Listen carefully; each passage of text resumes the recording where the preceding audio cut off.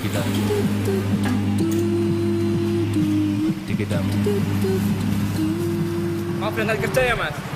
Ini mau kirim lamaran, karena cari kerja sulit mas. Yang sabar ya mas, tetap semangat. Oke. Oke, sudah ya mas. Ya.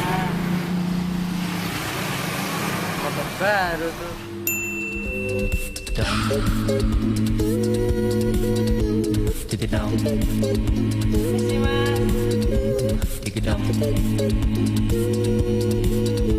dikidam. Maxindo, mesinnya pengusaha sukses. وقل رب زدني علما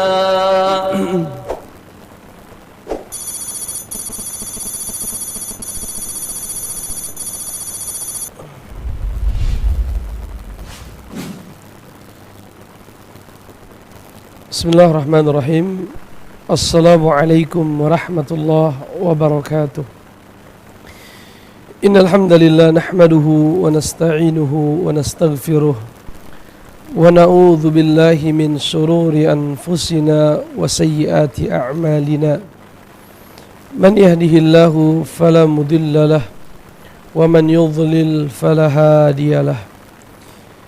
Asyhadu an la ilaha illallah wahdahu la syarika lah wa asyhadu anna Muhammadan abduhu wa rasuluhu la nabiyya ba'dah. Amma ba'd, ma'asyiral muslimin, para pemirsa Niaga TV rahimakumullah. Puji syukur kita panjatkan kehadirat Allah Subhanahu wa taala yang kembali mempertemukan kita semua tentunya di dalam rubrik Serambi Nabawi. Salawat dan salam tidak lupa kita sampaikan kepada suri tauladan kita, junjungan kita Nabi Muhammad sallallahu alaihi wasallam. Mudah-mudahan kita istiqamah mengikuti sunnah-sunnah beliau dan mudah-mudahan kelak kita termasuk orang-orang yang mendapatkan syafaat dari Nabi Muhammad sallallahu alaihi wasallam. Melanjutkan pembahasan sebelumnya terkait dengan salat berjamaah. Ma'asyiral muslimin, di kesempatan yang lalu kita telah membaca perkataan penulis kitab ini rahimahullah, walau wajadal imama raqian ahrama muntasiban thumma kabbara lirruku. Apabila seorang makmum mendapatkan imam sedang ruku, maka dia wajib takbiratul ihram saat dia berdiri. Jadi takbiratul ihram itu wajib dilakukan dalam kondisi berdiri, tentunya bagi yang mampu.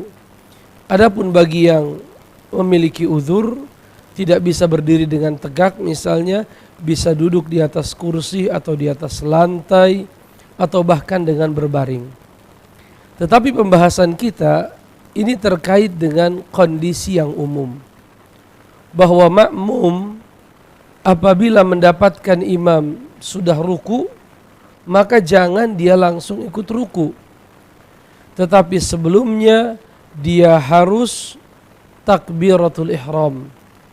Ya, dan ini syarat dia memasuki salat. Tidak sah salat orang yang tidak melakukan takbiratul ihram. Dan takbiratul ihram ini dilakukan berdiri. Ya. Hal ini berdasarkan sebuah hadis dari sahabat Abu Hurairah radhiyallahu taala an. Dalam hadis yang sahih dikatakan, idza qumta ila shalah fakabbir. Apabila engkau hendak melaksanakan salat, yaitu berdiri untuk salat, fakabbir, maka ucapkanlah takbir, yaitu takbiratul ihram. Kemudian barulah kita takbir lagi untuk mengikuti gerakan imam, yaitu ruku.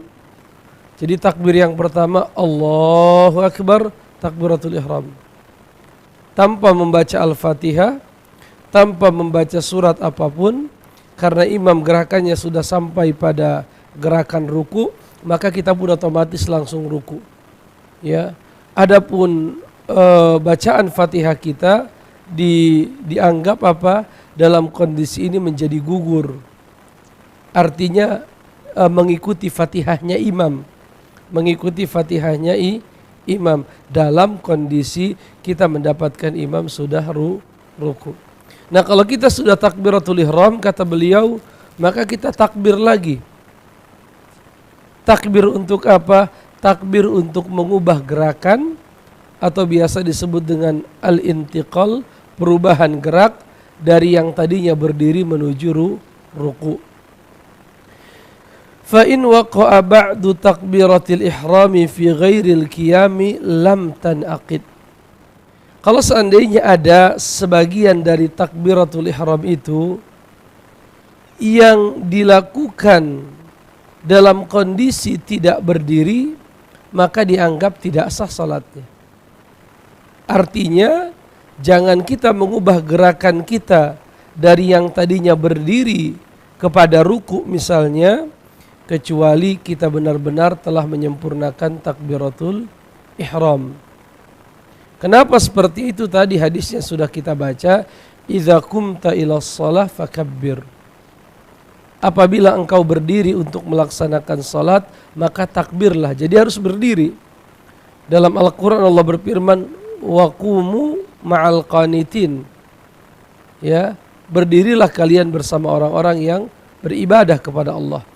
Oleh karenanya para ulama menjelaskan bahwa berdiri alal qadirina alaih bagi orang-orang yang mampu untuk melaksanakannya adalah rukun, kecuali ashabul a'dzar, orang-orang yang memiliki uzur-uzur, ya tentunya dia dimaafkan. La yukallifullahu nafsan illa wus'aha. Allah tidak membebani seseorang melampaui yang mampu dia kerjakan. Fa in wasala ila haddir ruku'il mujzi, apabila dia sang makmum yang tadi datang terlambat sampai pada posisi ruku yang diterima. Jadi posisi ruku itu kan ada ketentuannya. Ketika seseorang sampai kepada posisi ruku al-mujzi yang diterima oleh Allah, yaitu posisi ruku yang benar, watma'anna qabla raf'il imam an haddir ruku, dan dia sempat tumakninah sebelum imam mengangkat badannya dari ruku. Jadi kalau kita rukunya sempurna, lalu kita tumakninah sebelum imam berdiri, ya, maka kita sudah mendapatkan satu rakaat, kata beliau. Hasalat lahu rak'ah, maka dia mendapatkan satu rakaat. Dalilnya ma'asyiral muslimin adalah apa yang diriwayatkan dari sahabat Abu Hurairah radhiyallahu taala an, yaitu dalil dapat satu rakaat dengan sempurna sebelum imam berdiri untuk i'tidal, maka kita dianggap mendapatkan satu rakaat.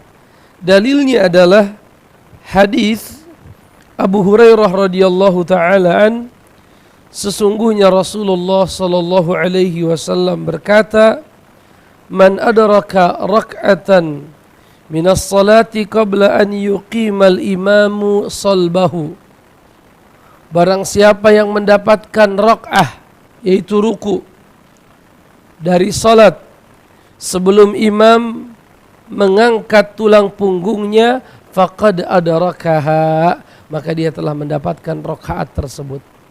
Walaupun dia belum membaca Al-Fatihah, belum membaca surat dan lain sebagainya, hanya saja dia mendapatkan ruku bersama imam dengan sempurna, maka itu artinya dia telah mendapatkan satu rakaat. Kemudian beliau berkata, fa in syakka hal rafa'al imamu 'anil haddil mujzi qabla wusulihi ilal haddil mujzi au ba'dahu. Tetapi kalau seandainya dia ragu, apakah tadi ketika dia sampai di posisi ruku yang benar itu, apakah imam sudah terlanjur berdiri atau belum? Dia ragu. Ya.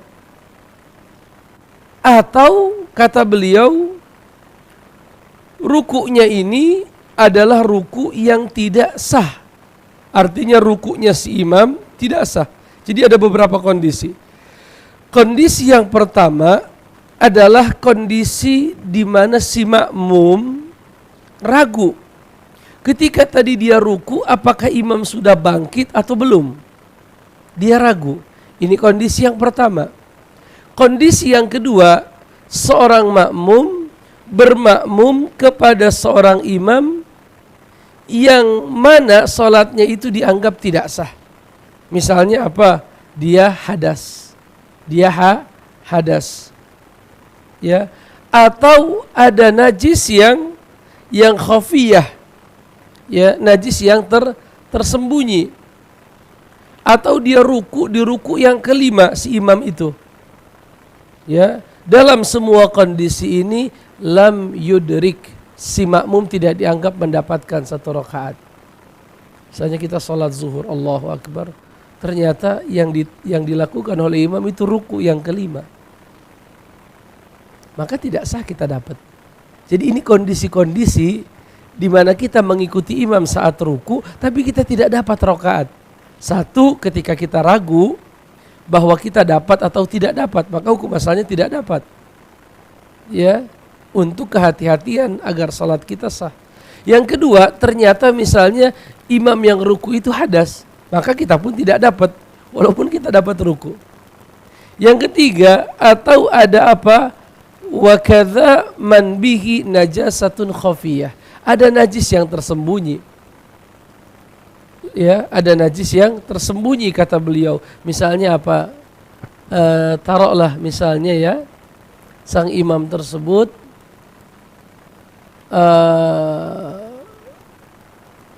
ada satu najis di pakaiannya ya, atau di bagian tubuh tertentu, maka ini lalu kita mengikuti imam tersebut, maka kita tidak dianggap mendapatkan rakaat, walaupun tidak ada kaitannya nanti masalah sah atau tidaknya salat.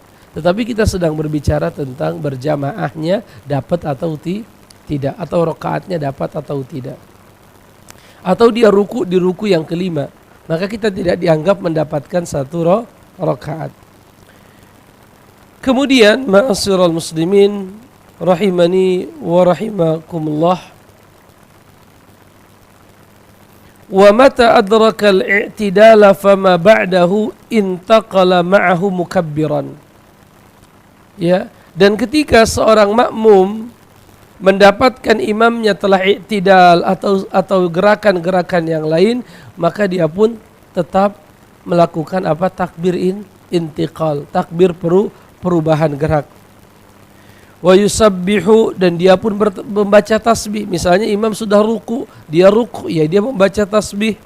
Atau imam sudah duduk tasyahud, dia langsung duduk tasyahud, ya, fi ghairi maudhi'ih, walaupun sebenarnya dia belum sampai di gerakan tersebut, karena dia baru rakaat yang pertama. Tidak ada yang namanya tasyahud awal, tapi tetap dia wajib mengikuti. Kemudian ma'asyiral muslimin rahimani wa rahimakumullah, beliau berkata, wa in adraka al-imama qabla an yusallim adraka fadilatal jamaah. Seandainya seseorang mendapatkan atau salat bersama imam sebelum imam tersebut mengucapkan salam, maka dia adraka fadilatal jamaah, maka dia mendapatkan keutamaan salat berjamaah. Oleh karenanya kalau kita datang ke masjid lalu kita lihat imam sudah tasyahud akhir, ya, atau baru tasyahud akhir, hendaknya kita mengikuti jamaah yang ada, tidak perlu kita membuat jamaah yang baru. Sebagian kaum muslimin kita lihat, mereka ketika melihat sudah tasyahud akhir, mereka menunggu salam lalu membuat barisan yang baru. Ya, ternyata tidak. Kalau menurut beliau, ya, yang lebih utama adalah ikut dengan jamaah di awal waktu. Ya, walaupun hanya dapat tasyahud akhir, tetapi faqad adraka fadilatal jamaah. Dengannya kita sudah mendapatkan keutamaan salat berjamaah. Kata beliau, li'annahu adraka ma'ahu ma yu'taddu bihi wa huwa an-niyah wa takbiratul ihram. Kenapa dia disebut mendapatkan pahala salat berjamaah? Karena dia mendapatkan apa? Niatnya sudah ada. Dan yang kedua, dia sudah takbiratul ihram, berarti dia dianggap sudah masuk ke dalam salat, terlepas dia tidak mendapatkan satu rakaat pun. Wa ma adrakahu fahuwa awwalu salatihi. Dan apa yang dia dapatkan bersama imam itu disebut dengan awal salat. Wa ma ya'ti ba'da salamil imam fahuwa akhiru salatihi. Dan apa-apa yang datang setelah selesainya salat imam, artinya imam sudah salam, tentunya masih ada yang tersisa, itu disebut dengan akhir salat. Fayu'idu fihi al-qunut, kata beliau. Ya. Kemudian dikatakan di sini mutaba'atul imam, mengikuti imam. Kita akan membahas bagaimana seharusnya kita mengikuti imam. Yajibu mutaba'atul imami fil af'al. Makmum itu wajib mengikuti gerakan-gerakan imam. Wal yakun ibtida'u fi'lihi mutaakhiran an ibtida'ihi. Jadi ketika kita ingin melakukan satu gerakan dari solat berjamaah, kita lakukan ya mutaakhiran an ibtida'ihi. Apa itu mutaakhiran an ibtida'ihi? Setelah imam melakukannya. Imam takbir, kita takbir. Tapi tidak berbarengan, mengikuti setelahnya. Ya, imam ruku, farka'u, maka kita ruku. Jadi kita ini disuruh ittiba'ul imam. Artinya mengikuti apa yang sudah dilakukan oleh imam. Bukan membersamai imam, atau mendahului imam, atau ditinggalkan oleh imam, sehingga misalnya imam sudah bangkit dari ruku, dia baru ruku. Itu tidak boleh. Jadi ada 4 kondisi. Ada ittiba'ul imam, artinya mengikuti imam. Ada mendahului imam, ya. Ada juga berbarengan dengan imam. Ada yang tertinggal oleh imam. 3 yang setelahnya ini semua tidak benar. Yang benar hanya 1. Apa itu? Berdasarkan sabda Nabi, innama ju'ilal imamu liutamma bih. Imam itu dijadikan imam di dalam salat adalah untuk diikuti. Ya, dalam rangka diapakan? Diikuti. Oleh karenanya kita ini dituntut untuk mutaba'atul imam, mengikuti imam. Kalau dia Allahu Akbar, langsung kita Allahu Akbar. Tapi tidak boleh imam baru takbir, kita di belakang sudah takbir duluan. Ini nanti akan dijelaskan oleh beliau, tidak sah. Karena kenapa? Ketika kita berbarengan dengan imam takbiratul ihram, maka kita bermakmum kepada orang yang belum sah salatnya. Kenapa belum sah salatnya? Karena dia belum selesai takbirnya. Jadi ketika kita Allahu Akbar berbarengan dengan imam, kita sudah bermakmum kepada orang yang belum sah salatnya. Kenapa belum sah salatnya? Takbiratul ihramnya belum selesai. Dan takbiratul ihram adalah ruknun min arkani as-salah, kata beliau. Rukun di antara rukun-rukun salat. Kemudian wa yutabi'uhu fil aqwali aidan illa ta'min fayuqarinuhu fih. Dan makmum pun mengikuti imam dalam ucapan, misalnya dalam takbir, kecuali dalam masalah amin, kata beliau. Karena aminnya makmum itu berbarengan dengan aminnya imam. Tetapi selebihnya tidak.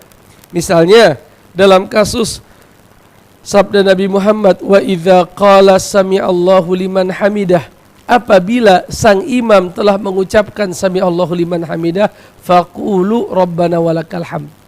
Jadi kita harus menunggu imam membaca apa? Sami'allahu liman hamidah. Baru kita boleh membaca rabbana walakal hamd. Tetapi berbeda dengan amin. Ketika imam membaca ghairil maghdubi alaihim waladdallin,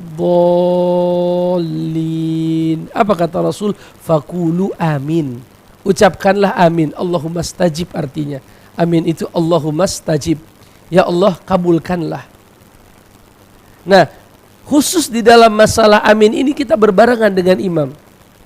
Tetapi gerakan dan bacaan selain daripada amin itu kita mutaba'atul imam atau ittiba alias mengikuti imam. Oleh karenanya beliau berkata di sini, wa yutabi'uhu fil aqwali aidha illa at-ta'min fayuqarinuhu fi. Ya, maka dia mengikuti imam dalam segala sesuatu kecuali amin. Amin itu berbarengan dengan imam. Hal ini ma'asyiral muslimin berdasarkan hadis Abi Hurairah radhiyallahu taala an, di mana Rasulullah alaihi salatu wassalam mengajarkan kami salat, kata Abu Hurairah. Bagaimana? Rasulullah bersabda, la tubadirul imam. Jangan sekali-kali kalian mendahului gerakan imam. Idza kabbar fakabbiru. Apabila dia telah takbir, maka takbirlah kalian. Dan apabila dia berkata waladdallin faqulu amin. Dan kalau dia mengucapkan waladdallin, maka ucapkanlah amin. Perhatikan di sini ma'asyiral muslimin, kapan amin itu diucapkan adalah ketika dia membaca waladdallin. Jadi bukan ketika imam selesai membaca amin. Jelas perbedaannya ya. Kalau takbir kita lakukan setelah imam takbir. Ya, baik itu takbiratul ihram atau takbiratul intiqal.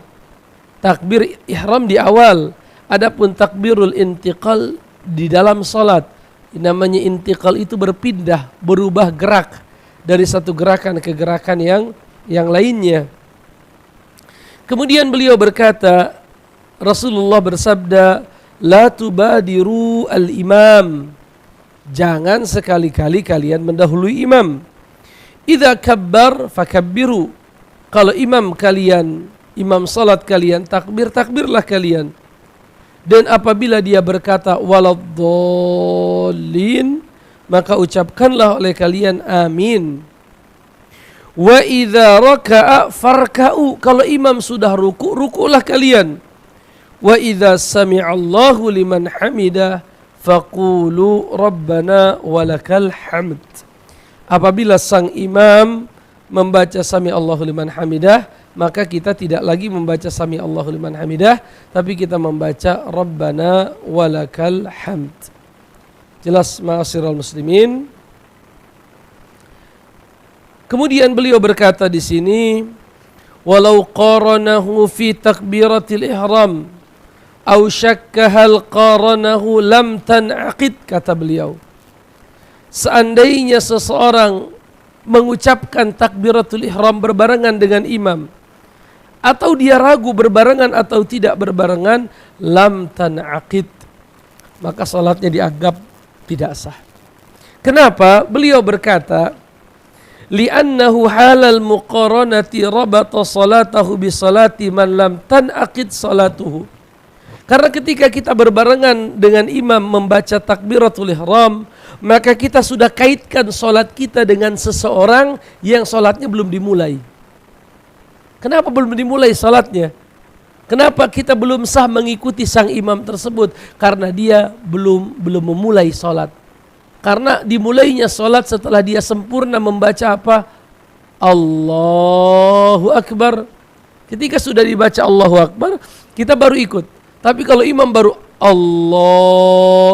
Allah, kita sudah duluan Allahu Akbar. Dan kita niat mengikuti dia, sedangkan dia belum mulai salat. Atau belum dianggap sah salatnya, karena baru sampai Allah, di belakang sudah mengikuti. Itu tidak boleh. Kata beliau apa? Ya, li'annahu halal muqaranati rabata salatahu bi salati man lam tanaqid salatahu atau salatuhu.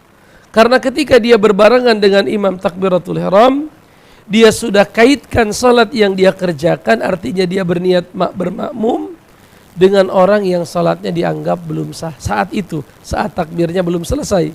Karena kan syarat sahnya salat adalah takbiratul ihram. Kemudian ma'asyiral muslimin rahimani wa rahimakumullah. Wa in sabaqahu ila ruknin bi an raka'a qablahu kurih wa nudibal audu ila mutaba'atihi. Apabila seorang makmum mendahului imam di dalam melaksanakan satu rukun, misalnya ruku. Jadi imam mendahului imam di dalam mengerjakan rukun. Kurih, ini perkara yang sangat makruh, dibenci.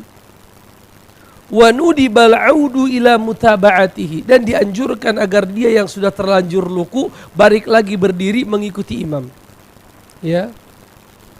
Wa in sabaqahu bi ruknin bi an raka'a wa rafa'a, ya, di mana dia ruku dan berdiri misalnya, atau i'tidal, ya, kemudian dia menunggu sampai imam berdiri, ini dianggap tidak boleh alias haram, karena ini masuk kategori mendahului imam. Pertanyaannya sekarang, apakah salat orang yang mendahului imam dianggap batal? Beliau berkata walam tubtil, tidak batal, hanya saja dia kehilangan pahala salat berjamaah. Artinya dia dianggap salat munfarid, bukan dianggap salat berjamaah. Jelas ma'asyiral muslimin? Beliau berkata, hal ini berdasarkan hadis riwayat Imam Muslim dari sahabat Nabi SAW yang bernama Anas radhiyallahu taala anhu berkata, "Shalla bina Rasulullah dzata yaumin." Satu hari Nabi salat bersama kami. Falamma qada as-salata aqbala alaina biwajhihi. Tatkala salat sudah selesai, beliau menghadapkan wajahnya ke arah kami. Faqal, maka beliau pun bersabda, "Ayyuhan nas, wahai manusia," kata Nabi sallallahu alaihi wasallam, "Inni imamukum, aku adalah imam kalian. Fala tasbiquni birruku'i wala bissujud." Jangan sekali-kali kalian mendahului ruku dan sujudku. Wala bil qiyami walal bil insirab. Jangan juga mendahului berdiri atau lebih dahulu menyelesaikan salat. Fa inni arakum amami wa min khalfi. Sesungguhnya aku bisa melihat kalian dari depan atau dari belakang. Ma'asyiral muslimin, para pemirsa Niaga TV yang dimuliakan Allah Subhanahu wa taala. Ini beberapa hal yang ingin kita sampaikan. Insya Allah kita lanjutkan setelah beberapa selingan berikut ini.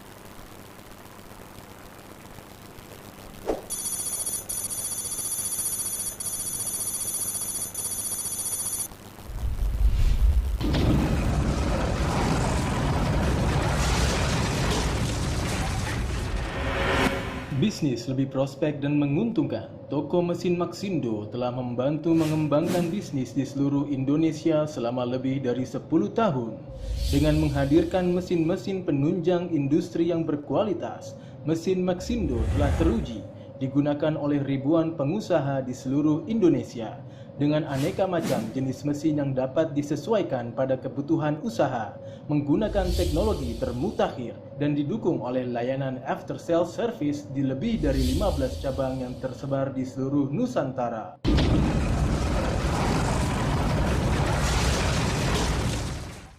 Mesin pembuat saripati umbi-umbian SFJ 680 untuk kebutuhan pasca produksi agroindustri perkebunan singkong dan produksi umbi-umbian. Mesin ini memproses aneka umbi segar seperti singkong, ubi jalar, ketela, hingga kentang menjadi saripati yang digunakan sebagai bahan baku aneka industri makanan. Desain mesin kokoh terbuat dari material berkualitas. Motor listrik dengan kinerja optimal didukung dengan saringan yang berukuran hingga 80 mesh untuk membuat proses ekstrak lebih maksimal. Dilengkapi dengan saluran inlet dan outlet untuk membuat jalannya proses produksi lebih lancar. Kapasitas produksi sebanyak 500 kg per jam untuk jenis umbi-umbian dan 1000 kg per jam untuk jenis kentang. Top quality product, lebih hemat sebagai investasi usaha. Dapatkan produk ini di toko mesin Maxindo terdekat di kota-kota Anda. Kunjungi situs kami di www.maxindo.com. Maxindo, mesinnya pengusaha sukses. Anda membutuhkan kemasan vakum yang berkualitas untuk produk-produk bisnis Anda. Kini Anda tidak perlu bingung lagi. Maxindo, andalan mesin-mesin pengemas, solusi bagi para UKM di Indonesia.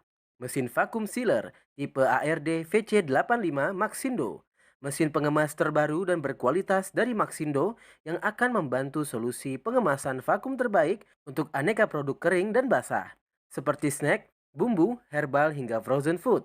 Dengan desain yang simple dan elegan, praktis untuk skala usaha UKM dan rumah tangga. Segel kondisi vakum dengan cepat hanya dalam hitungan detik.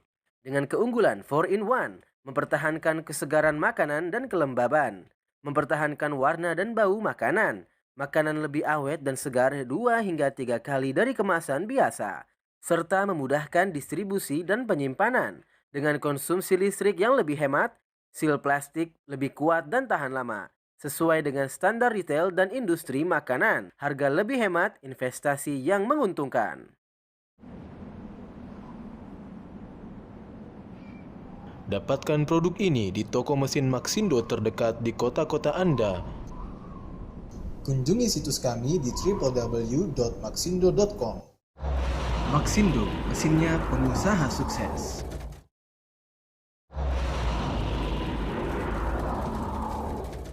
Ingin memasak aneka kuliner bakar-bakaran bersama dengan keluarga Anda? Maxindo punya jawabannya. Mesin pemanggang grill multiguna ARD GRL 88 Ardin. Dapat memanggang aneka olahan makanan mulai dari ayam panggang, daging sapi, ikan, dan makanan lainnya. Dengan fitur 4-in-1, material mesin dari bahan yang berkualitas top quality, dilengkapi dengan 4 fitur plate untuk memasak berbagai macam aneka makanan. Piring panggangan untuk aneka daging, plate batu untuk memanggang, piring datar untuk membuat crepes, membuat pancake, dan menggoreng telur. Serta fitur kuali kecil berhandle pengaman untuk aneka masakan lainnya. Konsumsi listrik lebih hemat, desain minimalis yang compactable, dilengkapi dengan knob kompor yang mudah digunakan, sangat mudah untuk perawatan.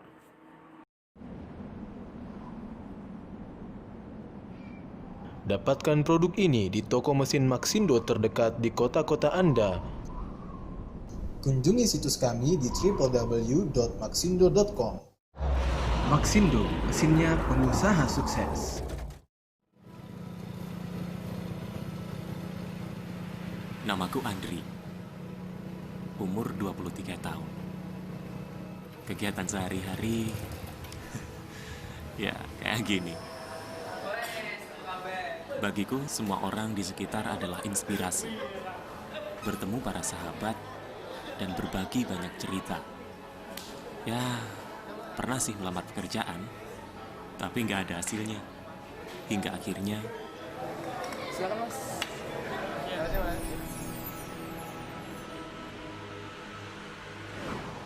Sebagai generasi milenial, aku selalu ingin mencoba sesuatu yang baru. Positive thinking, terus berusaha menjadi yang terbaik, karena kita, generasi milenial, bisa jadi pengusaha. Maxindo, mesinnya pengusaha sukses. وقل رب زدني علما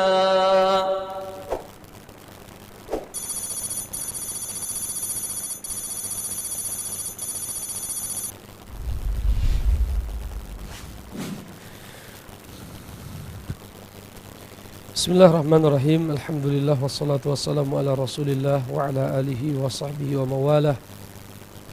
Amma ba'd, ma'asyiral muslimin, para pemirsa Niaga TV rahimakumullah. Di pagi yang cerah dan berbahagia ini kita tadi membahas lanjutan seputar salat berjamaah.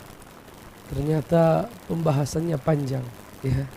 Sudah cukup panjang yang kita bahas. Mudah-mudahan Allah memberikan kita ilmu yang bermanfaat dan keikhlasan di dalam menuntut ilmu. Di kesempatan yang kedua, sebagaimana biasa, ada dua layanan yang bisa digunakan oleh pemirsa di rumah untuk berinteraksi, menanyakan perihal seputar pembahasan kita, yaitu salat berjamaah.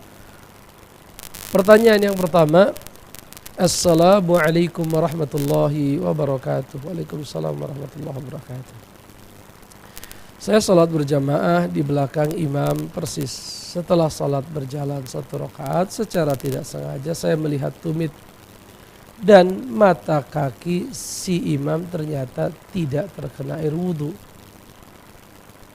Kelihatan kering di bagian tumit dan mata kaki. Allah alam bisawab ya. Harus diperhatikan begini Pak ya. Hukum asalnya tentunya si imam salat dalam kondisi suci. Itu hukum asalnya. Terkadang ini pun pernah atau sering saya lakukan begini. Kita keluar dari rumah dalam kondisi sudah berwudu. Kita keluar dari rumah dalam kondisi sudah berwudu. Lalu kita berjalan menuju masjid. Agak jauh, taruhlah 100 meter, 150 meter. Hari sangat terik, lalu berdebu dan lain sebagainya. Sesampainya di masjid, kita tidak langsung masuk ke dalam masjid. Tetapi terkadang kita masuk dulu ke tempat wudu. Lalu kita bukan untuk berwudu karena kita sudah wudu di rumah. Lalu kita apa yang kita lakukan? Kita cuci kaki saja. Dan itu tidak dibersihkan, hanya sekedar diletakkan di bawah keran, air dinyalakan. Ini terkadang tersisa seolah-olah wudunya tidak sempurna. Ya, seolah-olah wudunya tidak sempurna. Tapi kalau seandainya benar si imam misalnya ada bagian dari mata kaki atau tumit yang tidak terkena air, tidak sah wudunya. Maka kalau wudunya tidak sah, otomatis salatnya pun tidak sah. Walaupun sang makmum salatnya dianggap sah, walaupun dia sebagaimana tadi dibaca kehilangan pahala salat berjamaah. Tetapi dari sisi salat, dia misalnya takbiratul ihram, membaca Al-Fatihah dan semua dia kerjakan, ya salatnya dianggap sah.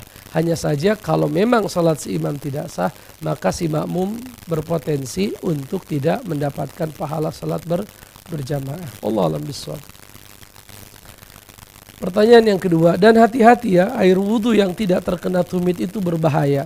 Rasulullah berkata, wailul lil aqabi minan nar. Celakalah tumit yang tidak terkena terkena air wudu. Pernah satu ketika ada sahabat yang berwudu, lalu di tumitnya ada sebesar telunjuk yang tidak terkena air, maka Nabi memerintahkannya untuk mengulang wudunya. Allah alam bisawab.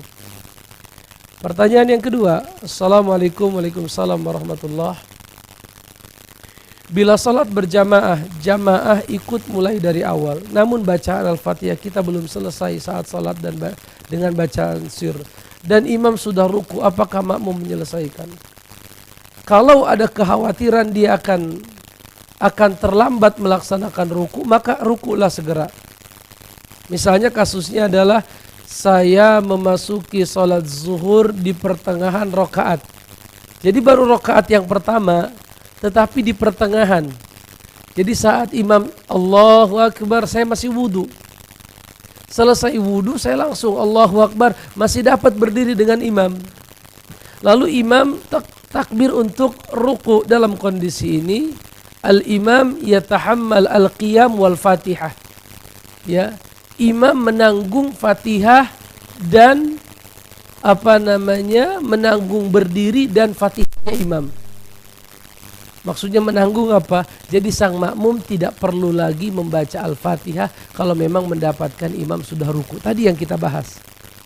Jadi ada kondisi di mana imam yatahammal qiyamal ma'mum ya wal Fatihah. Ada kondisi di mana imam menanggung berdirinya makmum dan Fatihahnya makmum. Dalam kondisi yang mana? Dalam kondisi dia sudah terlanjur ruku, maka kita pun ikut ruku. Belum sempat kita berdiri membaca Al-Fatihah, maka Fatihah dan berdiri kita ditanggung oleh siapa? Oleh imam. Karena kita dituntut untuk apa? Liyu'tamma bih, untuk mengikuti sang imam. Allah alam bisawab. Ada Pak Saifullah. Assalamualaikum. Waalaikumsalam warahmatullahi wabarakatuh. Baik, Pak silakan Ustaz, Pak. saya paham Pak Ustaz. Alhamdulillah, sehat Pak Saifullah. Alhamdulillah. Barakallah. Silakan Pak.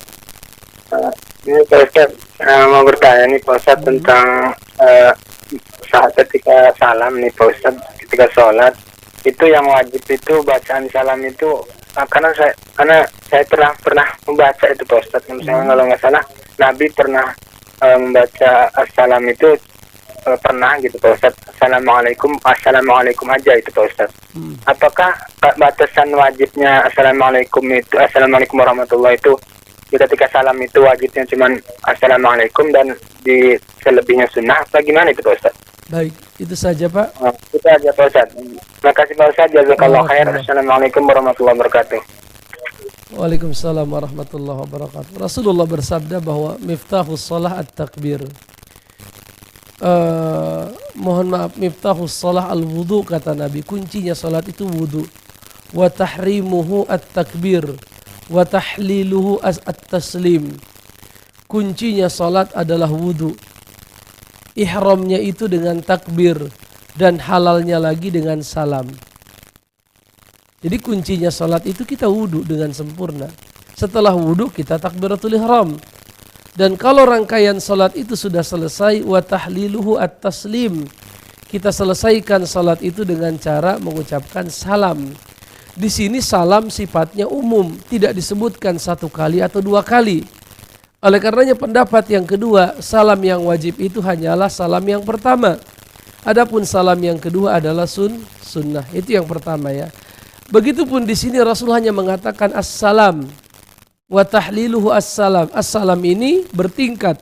Ada assalamualaikum warahmatullah, ada assalamualaikum saja, ada assalamualaikum warahmatullah, ada assalamualaikum warahmatullah wabarakatuh.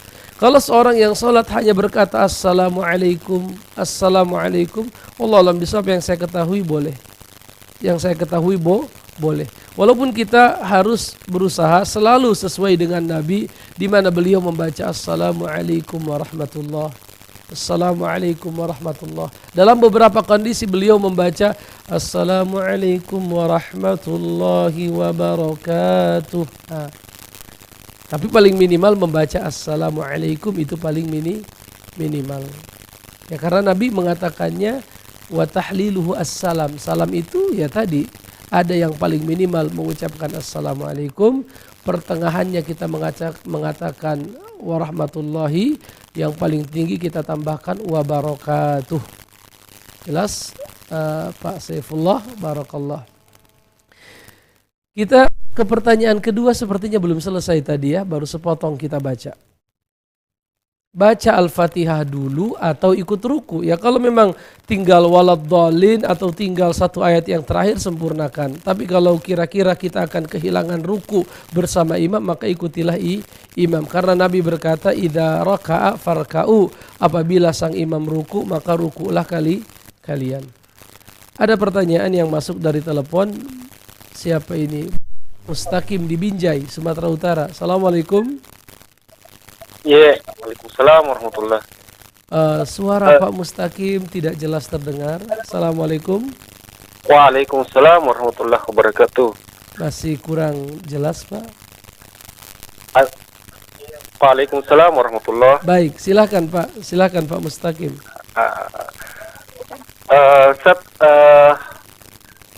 Kan kita mau ikut sama imam. Baik. Mesti kita kaidahnya ikut sama imam. Kalau pada saat salat subuh Ustadz, ketika imam tasyahud dengan duduk tawarrud, sedangkan kita berkeyakinan duduk iftirash, maka apakah kita wajib mengikuti imam dengan cara duduknya? Baik, itu saja Bapak. Insyaallah. Baik, barakallah Pak Mustaqim. Wallahu a'lam bishawab. Ya Rasulullah hanya memerintahkan kita kalau imam sujud kita sujud. Kalau imam duduk kita duduk.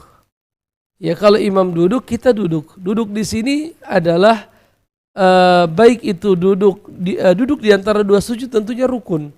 Duduk di antara dua sujud tentunya rukun. Tetapi yang rukun itu adalah duduknya, bukan bagaimana duduknya. Ya, ini harus dibedakan. Duduknya adalah rukun. Duduk di antara dua sujud adalah rukun. Ya, tetapi yang menjadi ukuran itu bukan duduknya. Yang menjadi ukuran bukan bagaimana duduknya, tapi duduk. Duduk selama bukan dalam bentuk yang dilarang boleh. Ada misalnya seperti duduknya hewan buas, kan itu tidak boleh kan? Atau seperti duduknya syaitan, itu tidak boleh. Selama kita duduk dalam bentuk yang tidak dilarang oleh syariat, maka tidak masalah. Misalnya Bapak meyakini kalau sholat yang kurang dari 2 rakaat itu duduknya duduk iftirash, dan ini pendapat Imam Ahmad bin Hambal.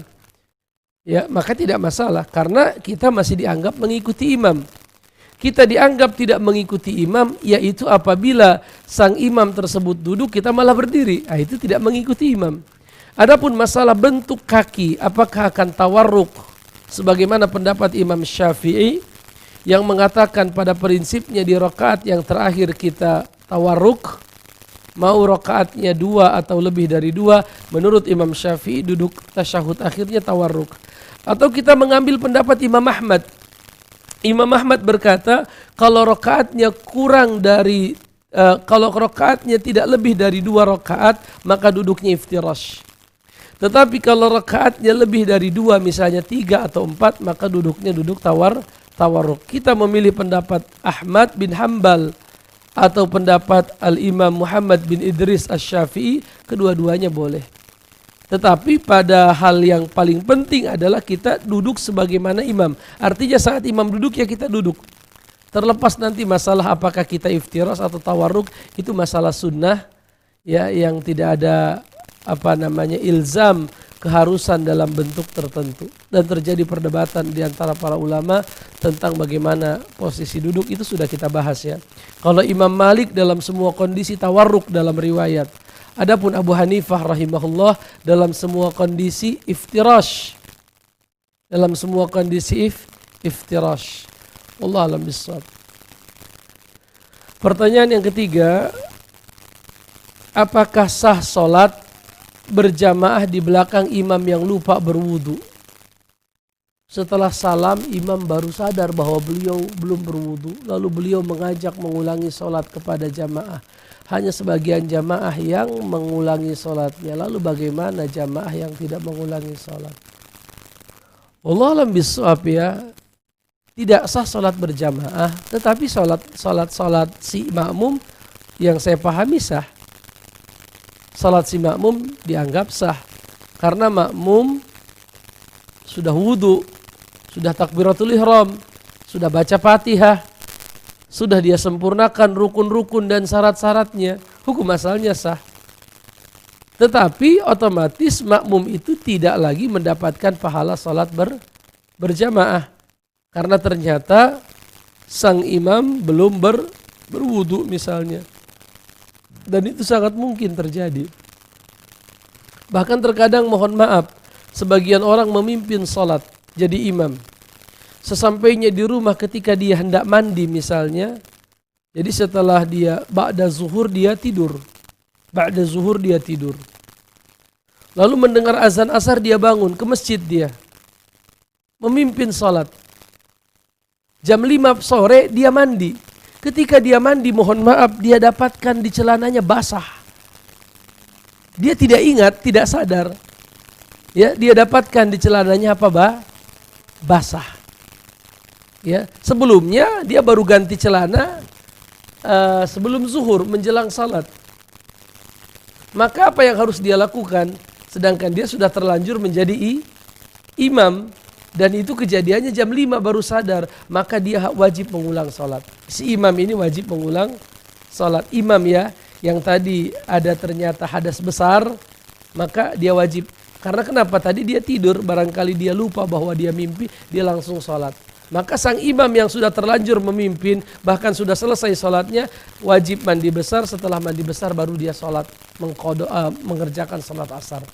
Adapun makmum yang saya ketahui ya tidak perlu lagi mereka mengulang karena salat mereka sah walaupun mereka tidak mendapatkan pahala berjamaah. Allahu a'lam bishawab. Pertanyaan yang keempat. Assalamualaikum. Waalaikumsalam warahmatullahi. Apakah jika posisi imam masjid, posisi masjid tepat di depan rumah kita, apakah kita tetap lebih baik salat di rumah bagi seorang perempuan? Iya. Rasulullah berkata, la tamna'u ima Allah masajid Allah wa buyutuhunna khairul lahun. Jangan sekali-kali kalian orang wanita mendatangi masjid, tetapi rumah mereka lebih utama bagi mereka. Dan Rasulullah dahulu rumahnya sangat dekat dengan masjid. Hari ini bisa kita saksikan ya, yang menjadi makam Rasulullah SAW itu adalah rumahnya Aisyah Ummul Mukminin radhiyallahu taala. Artinya sangat dekat sekali dengan Masjid Nabawi, tetapi disebutkan bahwa para ummahatul mukminin mereka melaksanakan perintah Allah salat di rumah-rumah mereka. Allah alam bissawab. Bapak Seno di Solo. Assalamualaikum.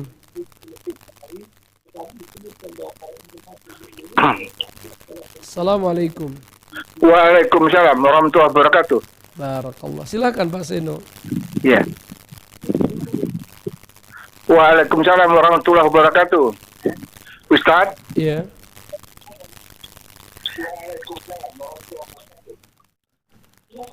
Iya. Saya mau tanya Ustaz. Iya. Dengan apakah dengan dua amalan itu bisa kita kerjakan Ustaz? Di antaranya contohnya seperti kita mendengarkan ceramah Ustadz ini atau ceramah di masjid, lalu kita sendiri wirid, zikir atau baca subhanallah la ilaha illallah wahdahu la syarikalah sampai 100 kali, tapi sambil mendengarkan pengajian Ustadz atau pengajian dari taklim di masjid. Jadi sekali gayung dua amalan begitu. Baik. Apakah itu diperbolehkan Ustadz Nasution? Baik, itu saja. Terima kasih atas jawabannya. Mudah-mudahan Ustadz tetap sehat walafiat. Amin. Waalaikumsalam warahmatullahi wabarakatuh. Kami dari Solo. Baik, barakallah Pak Seno dari Solo. Pemirsa kita dari Solo, barakallah Pak Seno. Allah alam bisawab ya. Allah katakan ma ja'alallahu lirajulin fi qalbaynihi fi jawfihi ma ja'alallahu lirajulin min qalbayni fi jawfihi. Allah katakan tidaklah Allah Subhanahu wa taala menjadikan dua hati di dalam diri seseorang. Tidaklah Allah menjadikan dua hati di dalam diri seseorang. Artinya dua hati di sini sebenarnya sulit kita membayangkan kita melakukan dua aktivitas kecuali kalau kaitannya dengan niat ya, misalnya ishtirakun niyah fi siyam, ishtirakun niyah fi shalah, menggabungkan niat dalam salat, dalam puasa. Itu kan sebenarnya hanya niatnya saja yang digabungkan walaupun gerakannya sama. Tetapi kalau seandainya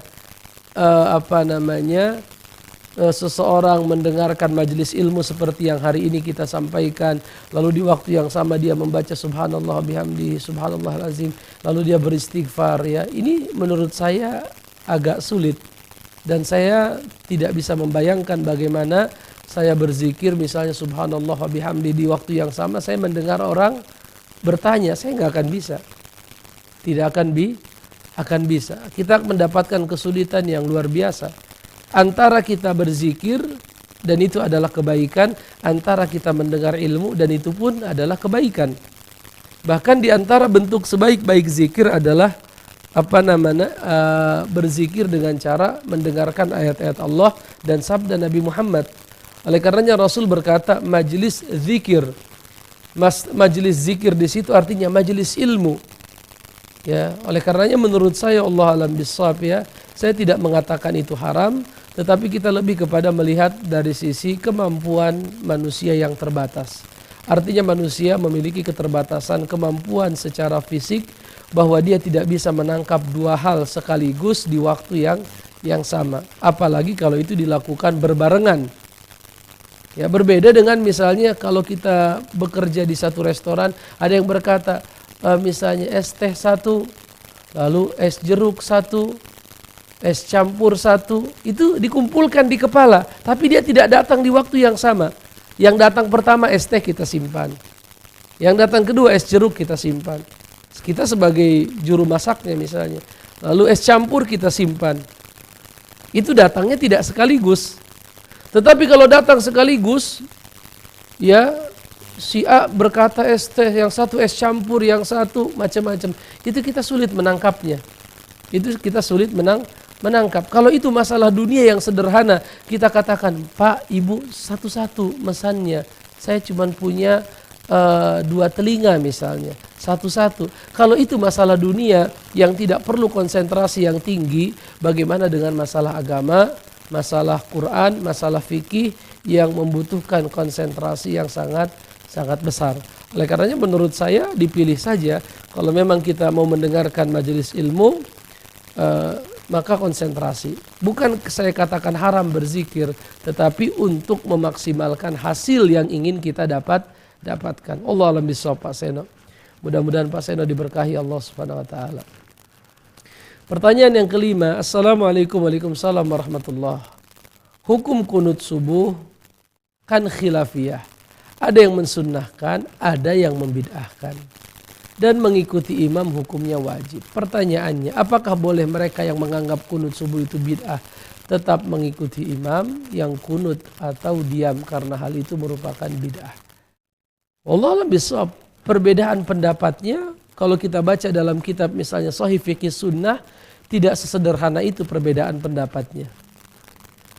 Jadi yang mengatakan bid'ah itu, mudah-mudahan saya tidak salah, adalah Al-Imam Abu Hanifah.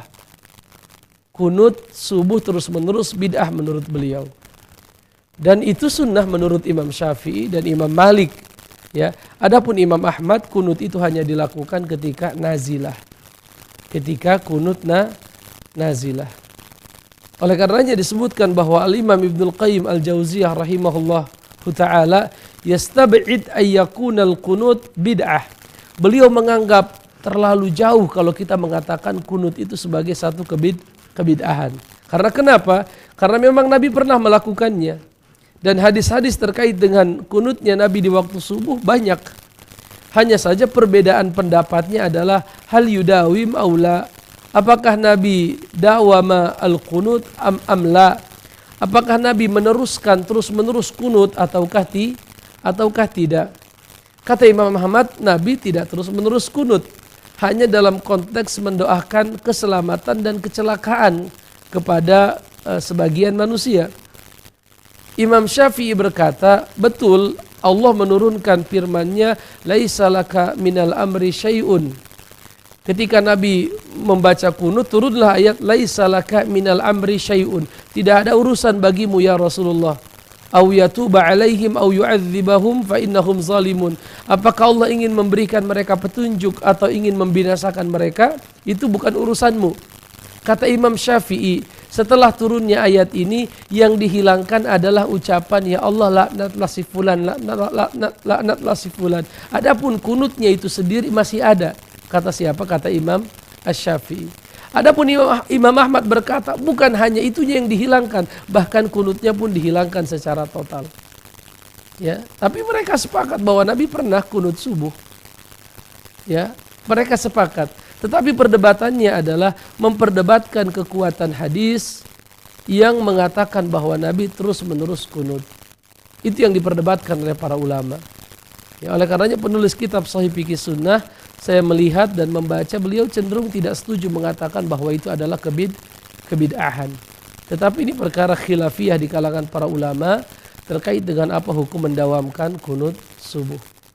Ya, oleh karenanya saya terkadang kalau saya sholat subuh, sholat di belakang orang yang kunut, ya saya pun kunut. Dan ini pendapatnya siapa? Imam Ahmad bin Hanbal. Begitupun pendapat ini dinukil oleh Syekhul Islam Ibnu Taimiyah rahimahullahu ta'ala. Allah alam bisawab, ini yang bisa kita bahas. Ma'asyiral muslimin, mudah-mudahan Allah mengampuni dosa-dosa kita semua. Subhanakallahumma bihamdika asyhadu an la ilaha illa anta astaghfiruka wa atubu ilaik. Assalamualaikum warahmatullahi wabarakatuh.